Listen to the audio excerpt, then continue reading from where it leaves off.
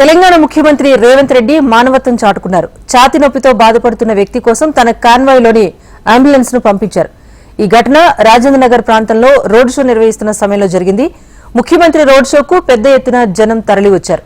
ఇదే సమయంలో ఒక వ్యక్తి తీవ్రమైన ఛాతీ నొప్పితో బాధపడుతున్నాడు. దీన్ని గమనించిన ముఖ్యమంత్రి అతనికి సాయం చేయాలని తన కాన్వాయ్లోని అంబులెన్స్ సిబ్బందికి సూచించారు. ఒకవైపు బిజీగా ప్రచారం జరుగుతున్న సమయంలో రేవంత్ రెడ్డి కనబరిచిన తీరు పట్ల అందరూ ప్రశంసలు కురిపించారు.